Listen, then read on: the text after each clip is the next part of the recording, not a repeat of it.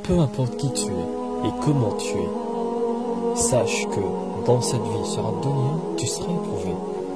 Si tu penses qu'en ayant des difficultés, Allah Azza wa Jal ne t'aime pas, mais ne connais-tu pas l'histoire de Moïse, Moussa alayhi salam?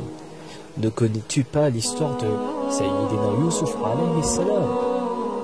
Ne connais-tu pas l'histoire de Mustafa Muhammad sallallahu alayhi wa sallam? Je te raconte l'histoire d'un homme qui a perdu sa femme. Pourquoi tu es triste? Parce que tu as perdu quelqu'un que tu as. Mais le prophète alayhi salatu wa salam a perdu sa femme. Tu as perdu tes enfants.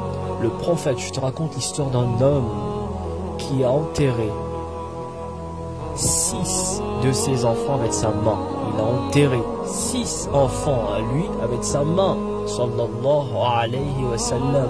Il a vu sa fille en voie de famille mourir. Il a perdu sa famille. Il s'est fait persécuter. Il a eu des noms qualificatifs affreux. Les gens l'ont insulté.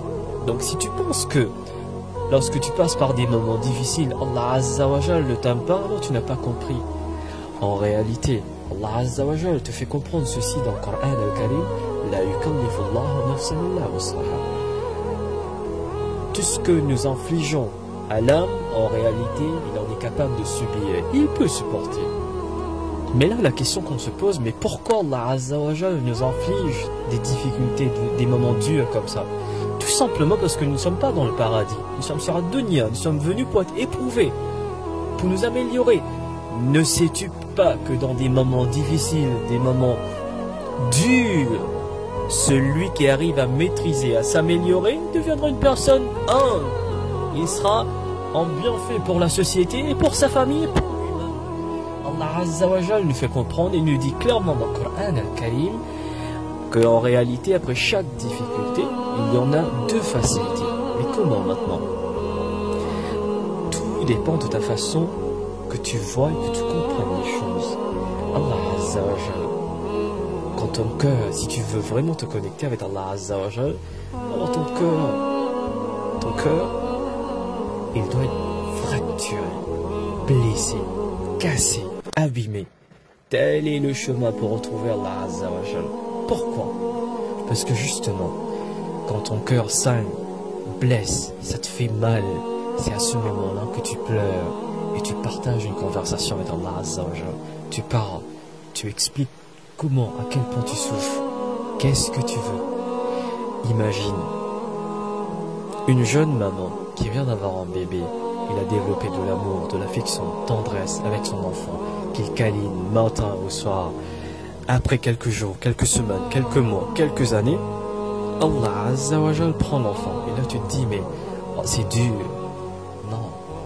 Si tu arrives à faire confiance en Allah Azza wa Jal dans des moments comme ça, et tu dis, Ya Allah, tu sais toi qu'est-ce qui est meilleur pour moi. Tu as pris mon enfant, certes, il y a un bien dedans.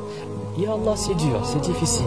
Mais oh Allah, Ya Allah, donne-moi la force de pouvoir continuer à vivre et à faire confiance par rapport aux circonstances de la vie. Uqsim billah, je jure par Allah. Si tu dis Alhamdulillah dans des moments comme ça, tu auras le paradis. Alladhi khalaqa al-mawta wal-hayata liyabluwakum ayyukum ahsanu amala. Ahsanu amala. Donc voilà, quand tu passes par des moments difficiles, dis Alhamdulillah, n'oublie pas ce que le prophète alayhi salatu wa salam, lui, il a vécu. En réalité, les difficultés de la vie te sont offertes parce que déjà dehors, parce que tu en es capable de faire face à ça. Et quand tu fais face à ceci, il se passe quoi? Allah Azza wa Jal te dit, il y aura 2 facilités. La première, c'est que durant des moments difficiles, quand tu es à l'aise dans la vie, alors le diable t'influence, tu pars loin d'Allah Azza wa Jal, tu oublies Allah subhanahu wa ta'ala. Mais quand viennent les moments difficiles, tu penses à celui qui t'a créé. Ya Allah, aide-moi. Ya Allah, je suis perdu. Ya Allah, c'est dur. Alors là, tu commences à retravailler sur ton cœur. Tu commences à devenir une personne, une belle personne. Pour toi-même et envers les gens dans la société. Pour ta famille, pour tes collègues. Et tu deviens une belle personne. Donc les difficultés de la vie t'améliorent, te façonnent d'une autre façon. Tu deviens une bonne personne, une belle personne. et tu te rapproches d'Allah Azza wa Jal. Telle est la première facilité. Deuxième, quand des moments difficiles viennent dans ta vie, déjà tu te rapproches vers Allah Azza wa Jal, et de deux, tu commences à implémenter des changements qui vont, Inch'Allah, embellir ta vie et la vie des autres. Tu seras plus pareil. Donc en réalité, les difficultés de la vie sont une bénédiction pour celui qui arrive à absorber. Ne sois pas comme ces gens qui n'arrêtent pas de se plaindre. Ya Allah, pourquoi moi? Ya Allah, encore des maladies. Ya Allah, encore tu prends quelqu'un dans ma famille. Non, non, non, non. Il y aura toujours des moments comme ça, toujours. Deviens cette personne, Ya Allah. Tu sais, moi je ne sais pas. Ya Allah, je te fais confiance. C'est dur, mais tu es celui qui rend les choses difficiles, faciles. Ya Allah, facilite-moi. Ya Allah, donne-moi du courage, j'en ai besoin. Ya Allah, Alhamdulillah, Alhamdulillah.